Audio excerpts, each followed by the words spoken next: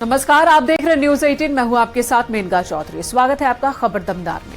और मैं हूं अनुपम। सबसे पहले बात कर रहे हैं बड़ी खबर की। एशियन गेम्स में नीरज चोपड़ा ने जीता है गोल्ड मेडल। ये बड़ी खबर इस वक्त आ रही है। जेवलिन थ्रो में नीरज चोपड़ा ने गोल्ड जीता है। ये इस वक्त की बड़ी खबर। नीरज चोपड़ा ने 88.88 मीटर भाला फेंका। किशोर जेना ने सिल्वर मेडल जीता है। सीएम योगी आदित्यनाथ ने नीरज चोपड़ा और किशोर जेना को बधाई दी है और यह कहा है कि हमें दोनों की उपलब्धियों पर बेहद गर्व है। तो एशियन गेम्स में भारत का परचम फहराया है। नीरज चोपड़ा ने गोल्ड मेडल जीता है, किशोर जेना ने सिल्वर मेडल जीता है। सीएम योगी आदित्यनाथ ने दोनों को बधाई दी है। तो नीरज चोपड़ा का शानदार प्रदर्शन लगातार जारी है। एशियन गेम्स में भी गोल्ड पर उन्होंने कब्जा किया है। गोल्डन बॉय के नाम से फेमस हो गए हैं नीरज चोपड़ा और एक और गोल्ड अपने खाते में, भारत के खाते में उन्होंने दिलाया। और इस तरह से एशियन गेम्स में भारत के हिस्से में मेडल्स की संख्या की बात की जाए तो ये 73 तक पहुंच चुकी है।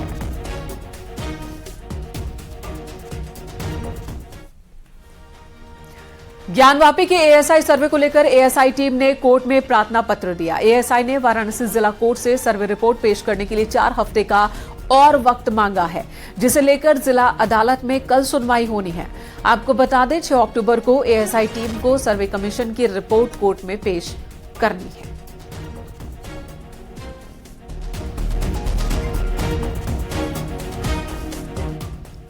आगे बढ़ते हैं। खबर आगरा से है, जहां पर ज्वेलर के यहां पर इनकम टैक्स का छापा पड़ा है।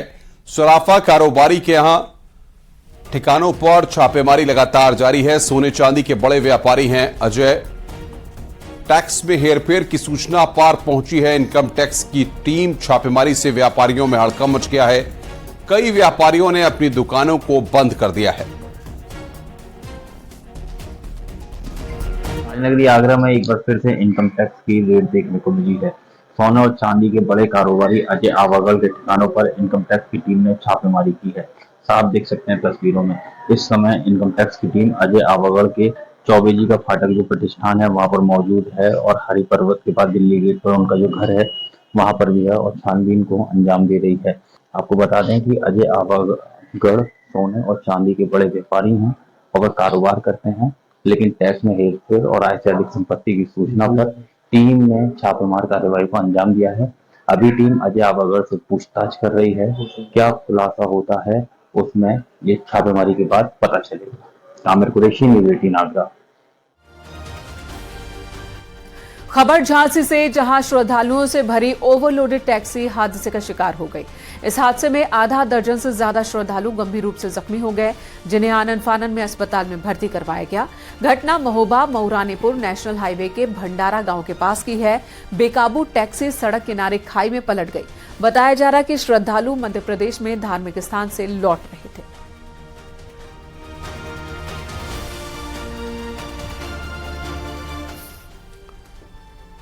मेरठ में पुलिस और गौ तस्करों के बीच मुठभेड़ हुई है। पुलिस की गोली लगने से 2 तस्कर घायल हो गए, जिनको इलाज के लिए अस्पताल भिजवा दिया गया। पुलिस अब इन तस्करों के नेटवर्क को खंगालने में लगी हुई है। मामला थाना इंचोली क्षेत्र के खरदौनी मार्ग का है, जहां सूचना पर पुलिस ने छापेमारी कार्रवाई को अंजाम दिया। इस दौरान पुलिस को देखते ही बदमाशों ने पुलिस पर फायरिंग करना शुरू कर दिया। जवाबी फायरिंग में 2 गौ तस्कर पुलिस की गोली लगने से घायल हो गए, जबकि 3 मौके से फरार हो गए। पुलिस मुठभेड़ में 2 व्यक्तियों को गिरफ्तार किया गया। 3 लोग फरार हो गए हैं, जिनके तलाश की जा रही है। गिरफ्तारी का प्रयास किया जा रहा है। आपराधिक इतिहास नाम इनके पास जो आपराधिक इतिहास है वो एकत्रित किया जा रहा है। बाकी इनके विरुद्ध जो कार्रवाई है वो की गई। इनके पास से 2 तमंचा और 1 मोटरसाइकिल और गोकशी के उपकरण इत्यादि बरामद किए गए हैं। इनको जेल भेजने की कार्रवाई की जा रही है। शाहजहांपुर जिलाधिकारी ने तहसील सदर में छापेमारी की तो कर्मचारियों और अधिकारियों में हड़कंप मच गया। इस दौरान डीएम ने अभिलेखों को खंगाला और कमियां मिलने पर कर्मचारियों को फटकार लगाई। व्यवस्था ठीक न कर पाने पर नायब तहसीलदारों को जवाब तलब किया।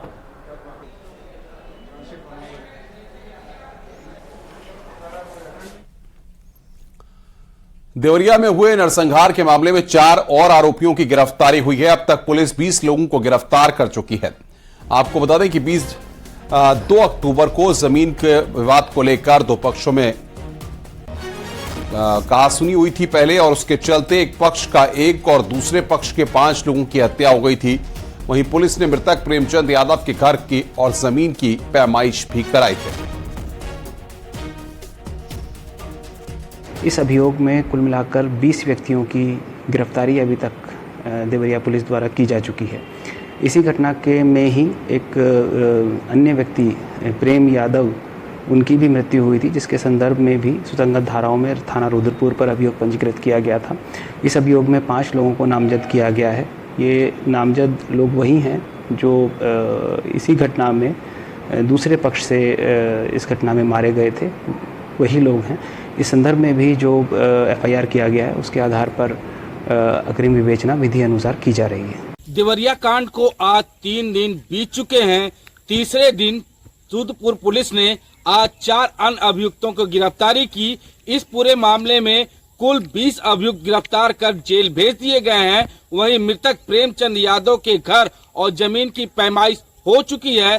शासन को रिपोर्ट भेजी जा चुकी है। बस इंतजार है शासन की हरी झंडी का। हरी झंडी मिलने के बाद प्रेमचंद यादव के घर पर बुलडोजर चल सकता है। देवरिया से न्यूज 18 के लिए उमाशंकर भट्ट। और अगली खबर प्रयागराज से, जहां अवैध निर्माण के खिलाफ विकास प्राधिकरण का एक्शन जारी है। पीडीए ने जोन संख्या 1 अशोकनगर पत्रकार कॉलोनी नसीबपुर बख्तियारी में अभियान चलाया। अवैध कब्जे को बुलडोजर से ध्वस्त किया गया। इसके अलावा जोन 3 बैरहना में अवैध निर्माण को भी ध्वस्त किया गया।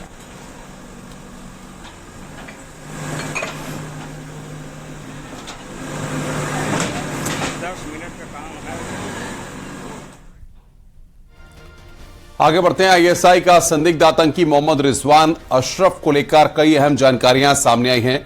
लखनऊ के शहादतगंज में एक डॉक्टर के मकान में किराए पर रह रहा था। उसने खुद को आयुर्वेद कंपनी का कर्मचारी बताया था। उसने मकान 1 महीने पहले किराए पर लिया था, लेकिन रहने के लिए वो 8 दिन पहले आया था। रिजवान की गिरफ्तारी के बाद पुलिस ने मकान के मालिक से कई घंटे तक पूछताछ कर जानकारी ली। अन्य जांच एजेंसी अपने स्तर से तफ्तीश कर रही हैं। मकान मालिक ने उसका पुलिस सत्यापन नहीं कराया था। रिजवान ने प्रयागराज में भी अपना ठिकाना बनाया था।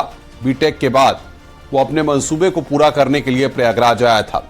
पुराने शहर में वो धर्मगुरु बनकर ISIS के लिए काम कर रहा था। मोहम्मद रिजवान की करतूत सामने आने के बाद जिले के खुफिया एजेंसियां अलर्ट हो गई हैं। राजधानी लखनऊ के शहादतगंज इलाके के मौजम नगर मोहल्ले के इसी घर से नई दिल्ली स्पेशल सेल ने ISIS से जुड़े आतंकी मोहम्मद रिजवान अशरफ को गिरफ्तार किया है। दिल्ली स्पेशल सेल ने कुल 3 ISIS आतंकियों को गिरफ्तार किया है, जिसमें रिजवान अशरफ भी शामिल है। इस घर में 8 दिन पहले ही रिजवान अशरफ अपनी पत्नी और 3 बच्चों के साथ रहने आया था। इसके मकान मालिक डॉक्टर जियाउल हसन से 1 महीना पहले रिजवान अशरफ ने ये मकान किराए पर लिया था और एडवांस पेमेंट भी उसने डिजिटली की थी। एक ई-कॉमर्स साइट के जरिए उसको ये मकान मिला था। उसने जियाउल हसन को बताया था कि वो एक आयुर्वेदिक दवा कंपनी में सेल्समैन का काम करता है। अभी तक जो पूछताछ से जानकारी मिली उसके मुताबिक मूल रूप से नैनी प्रयागराज का रहने वाला है रिजवान अशरफ। वहां पर उसने कुछ पढ़ाई की और कुछ पढ़ाई उसने आजमगढ़ में की है। कुछ समय प्रयागराज में उसने धार्मिक शिक्षा देने का काम भी किया है, लिहाजा उसे तमाम लोग मौलाना के नाम से भी जानते हैं।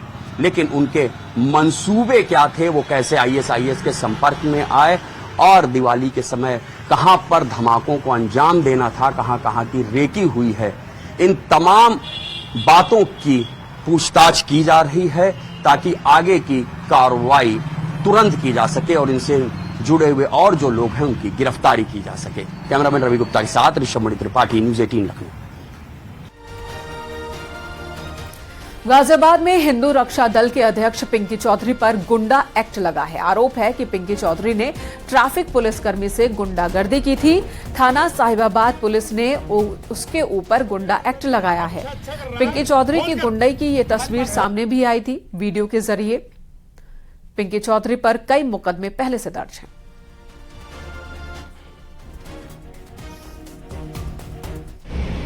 अवगत कराना है कि थाना साहिबाबाद पुलिस कमिश्नरेट गाजियाबाद में रहने वाला पिंकी चौधरी उर्फ भूपेन्द्र चौधरी, जिसे हिंदू रक्षा दल का अध्यक्ष बताया जाता है, के द्वारा हाल ही में हिंदू धर्म के विरुद्ध प्रतिकूल टिप्पणी की गई थी। पिंकी चौधरी के विरुद्ध पूर्व में भी कई थानों में 1 दर्जन के करीब अभियोग पंजीकृत हैं। उक्त कारणों से उक्त व्यक्ति के विरुद्ध यूपी गुंडा एक्ट के तहत कार्रवाई की गई है तथा अन्य कार्रवाइयां प्रचलित हैं। मुख्यमंत्री योगी आदित्यनाथ आज बस्ती के दौरे पर रहे। शाम को मुख्यमंत्री योगी ने आर्य समाज की 50वीं स्वर्ण जयंती समारोह में शिरकत की। बता दें कि मुख्यमंत्री योगी आदित्यनाथ का हेलीकॉप्टर सुबह 11:25 पर पुलिस लाइन में लैंड किया। सर्किट हाउस पहुंचकर जनप्रतिनिधियों और संगठन के प्रमुख पदाधिकारियों प्रबुद्धजन के साथ सीएम योगी ने बैठक की। इसके बाद मंडलायुक्त सभागार में मंडल के विकास कार्यों और कानून व्यवस्था की समीक्षा की। इसके बाद सीएम दोपहर 2 बजे से महर्षि वशिष्ठ चिकित्सालय महाविद्यालय का निरीक्षण किया और इसके बाद आर्य समाज के स्वर्ण जयंती कार्यक्रम में हिस्सा लिया। कहीं ना कहीं आज जरूरत इस बात की है कि हम अपने आन-बान सप्ताह जमाना जाता है कि प्रचार प्रसार कर रहे हैं। आदरणीय प्रधानमंत्री जी ने कुछ दिन पूर्व देश की राजधानी दिल्ली से महर्षि दयानंद सरस्वती जी के त्रिशताब्दी वर्ष के कार्यक्रम का शुभारंभ किया था और आर्य समाज के उस कार्यक्रम के माध्यम से देश और दुनिया में फैले हुए लाखों आर्यवीरों को जागृत करने का कार्य किया था। आर्य समाज भारत का एक जीवंत आंदोलन रहा है। हर आंदोलन की शुरुआत कौन कर रहा है और उस आंदोलन के साथ चलने वाले सारथी कौन है, आंदोलन की दिशा उससे तय होती है और उसके परिणाम भी उसी से तय होते हैं। इधर प्रयागराज में डिप्टी सीएम केशव प्रसाद मौर्य ने भी जातिगत जनगणना पर बयान दिया। कहा, हमारे लिए गरीब एक समान है, चाहे वो हिंदू हो या फिर मुसलमान। डिप्टी सीएम ने कहा कि व्यक्तिगत तौर पर वो जातीय जनगणना का विरोध नहीं करते हैं। डिप्टी सीएम ने आरोप लगाया कि सारा प्रयोग सत्ता में आने के लिए कुछ लोग कर रहे हैं। गरीब एक समान है, गरीब एक समान, हिंदू हो या मुसलमान। अभी जो जाति जनगणना की बात आ रही, मैं व्यक्तिगत तौर से जाति जनगणना का विरोधी नहीं हूं, मैं आपको ये बता दूं। लेकिन जो जाति जनगणना के नाम पर कोड बैंक तैयार करने के ख्वाब देख रहे हैं, मैं उनका ख्वाब मुंगेरी लाल का हसीन सपना बन करके रह जाएगा, क्योंकि उनके मन में कभी किसी गरीब के लिए, कभी पिछड़े के लिए, कभी अनुसूचित जाति के लिए, अनुसूचित जनजाति के लिए या अल्पसंख्यक वर्ग के लिए, किसी के लिए अगर कुछ मन में भाव होता तो जब सत्ता में थे तब इन लोगों ने कुछ किया नहीं। यूपी कैबिनेट मंत्री संजय निषाद ने भी जाति जनगणना की मांग की है। सरकार से अपील की है कि प्रदेश में जातीय जनगणना हो। यूपी में जातिगत जनगणना संवैधानिक तरीके से हो और हर बार जनगणना में कभी हमें एससी में डालते हैं, कभी ओबीसी में। बिहार में जातीय जनगणना में निषाद समाज की सूची गायब है। हो कि कौन एससी में है, कौन ओबीसी में है, कौन सामान्य है, कौन एसटी में, तय हो जाए और ये इसका आंकड़ा हो जाए। जब 31 दिसंबर 2016 को राज्यपाल को पावर है Uttar Pradesh public service commission reservation 1994 धारा 13 में कि कौन ओबीसी में होगा, कौन नहीं होगा, तो केवट मल्ला बिंद कश्यप कहार धीवर एक बार हमको उसमें से निकाल दिया, सूची बना दी, गजट हो गया। तो हम पिछड़े में तो है नहीं, तो हमारी गिनती पिछड़े में क्यों होगी? क्यों बिहार में पिछड़े में गिनवा दिया? जब हम अनुसूचित में गिनती हुई थी 1961 में हमारी, तो तब फिर आज के दिन में वो कहीं पिछड़े में गिने में तो भूजा बना दिया। अपनी गिनती इकट्ठा करेंगे, कुर्मी इतना है, अपनी गिनती यादव इतना है, और निषाद जो है मछुआरों को कहेंगे केवट मल्ला धीवर रैकवार बातम तुरैयात है तीर चाई जो है, ये बनपर जो है नुनिया 1-1 आधा % है। ये मनोबल तोड़ने वाला नहीं। इधर मुस्लिम जनगणना का समाजवादी पार्टी के सांसद एसटी हसन ने समर्थन किया है। उन्होंने कहा कि मुस्लिमों को पता चल जाएगा कि तादाद कितनी है। बिहार के आंकड़ों से साफ है कि मुस्लिम कम हो गए हैं। उन्होंने कहा जातिगत जनगणना की डिमांड अखिलेश यादव बहुत पहले से ही कर रहे हैं। ये बात भी उन्होंने कही। अब आंकड़े चौंकाने वाले हैं कि ओबीसी 85% हैं। ओबीसी को इंसाफ, नौकरियां, आरक्षण कितना मिल रहा है? ओबीसी अपना हक मांगेंगे, यानी कि एक आंदोलन चलेगा, ये कह रहे हैं एसटी हसन। गणना तो जब सबकी हो रही है और जातियों की हो रही है तो जाहिर है मुस्लिम की तो ऑटोमेटिकली हो ही जाएगी। उसके अंदर मुस्लिम्स को भी मालूम होगा कि उनकी कितनी तादाद है, और वो जो ड्रामेबाजी चल रही है कि मुसलमान अपनी तादाद बहुत बढ़ा रहे हैं, बिहार के आंकड़ों से तो साफ जाहिर है कि और कम हो गया। वो तो जातिगत जनसंख्या का डिमांड हमारे नेता अखिलेश यादव जी बहुत पहले से कर रहे हैं, और सबसे पहली डिमांड अखिलेश यादव जी की यही थी। और ये ज़रूरी है, आप देख रहे हैं कि अब जो आंकड़े चौंकाने वाले आए हैं कि ओबीसी जो हैं वो 85% है।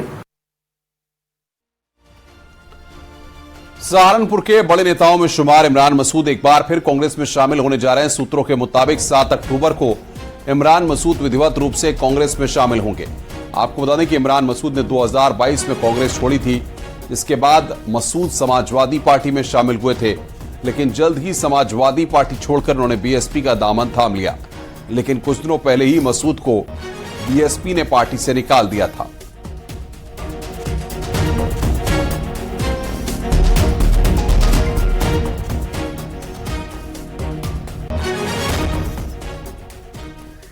इधर दिल्ली में शराब घोटाले के मामले में ईडी ने आम आदमी पार्टी के सांसद संजय सिंह को गिरफ्तार किया। 10 घंटे की पूछताछ के बाद ईडी ने गिरफ्तारी की है। संजय सिंह की शराब घोटाले में ये दूसरी बड़ी गिरफ्तारी है। इससे पहले ईडी ने 7 महीने पहले दिल्ली के पूर्व डिप्टी सीएम मनीष सिसोदिया को गिरफ्तार किया था, और अब संजय सिंह की गिरफ्तारी हुई है। 10 घंटे तक ईडी की टीम ने संजय सिंह से पूछताछ की है। आबकारी घोटाले के मामले में ये पूछताछ हुई। संजय सिंह, जो कि आम आदमी पार्टी के सांसद हैं, बहुत मुखर होकर हर मुद्दे पर बोलते हैं, और अब ईडी ने उन्हें गिरफ्तार किया।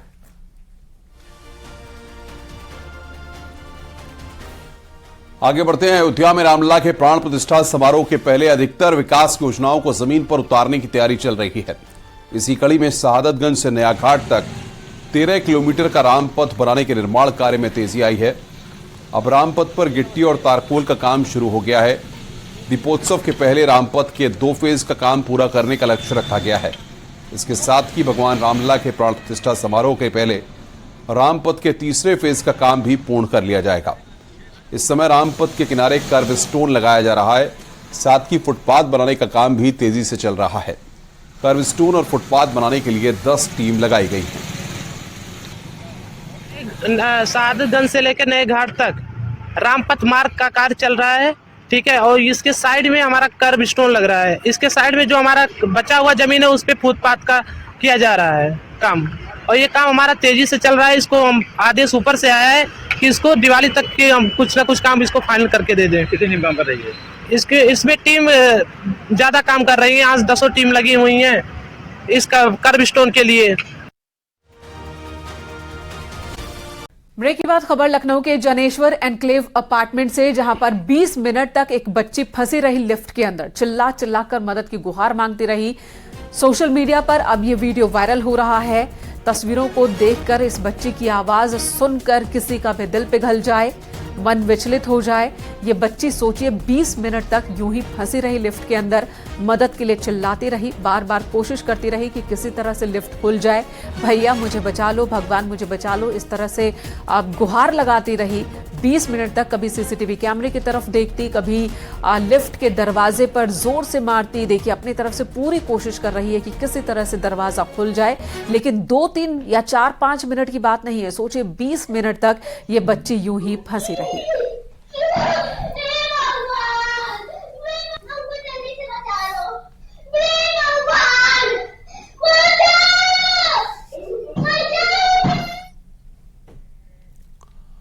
आगे बढ़ते हैं। अमेठी से खबर है, जहां पर संजय गांधी अस्पताल के निलंबित लाइसेंस पर हाईकोर्ट ने स्टे लगा दिया है। आपको बता दें कि कुछ दिनों पहले हॉस्पिटल में इलाज के दौरान एक महिला की मौत हुई थी, जिसके बाद स्वास्थ्य महकमे ने हॉस्पिटल का लाइसेंस सस्पेंड कर दिया था।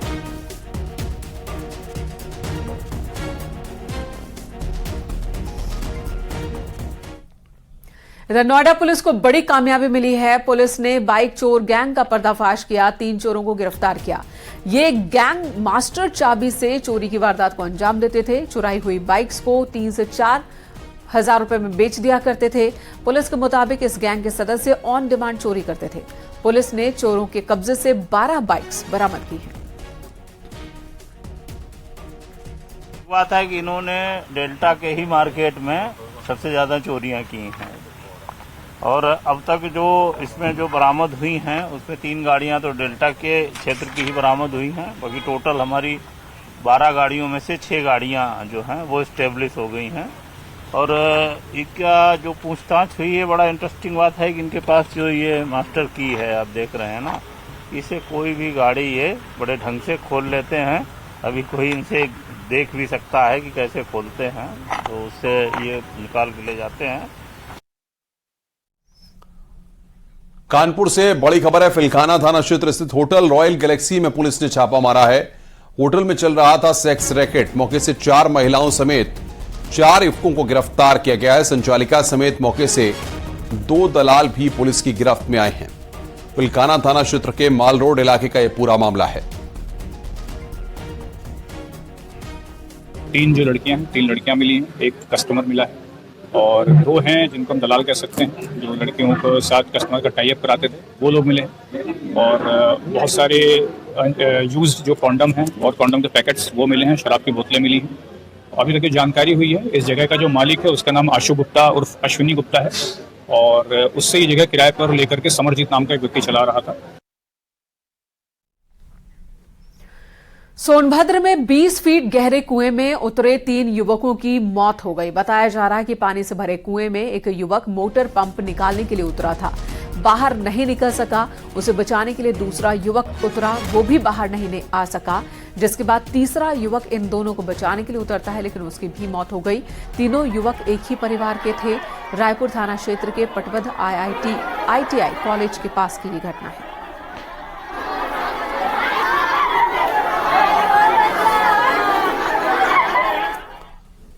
आगे बढ़ते हैं। वाराणसी में आज भीषण सड़क हादसा हो गया। इसमें एक ही परिवार के 8 लोगों की मौत हो गई, जबकि 3 साल का एक मासूम गंभीर रूप से घायल हो गया। अस्पताल में बच्चे का इलाज जारी है। एक सड़क हादसा फूलपुर थाना के करखियाव में उस वक्त हुआ जब तेज रफ्तार कार की टक्कर ट्रक से हो गई। हादसे की सूचना पर पहुंची पुलिस ने सभी शवों को पोस्टमार्टम के लिए अस्पताल भिजवाया। साथ ही उनके परिजनों को सूचना दे दी गई है।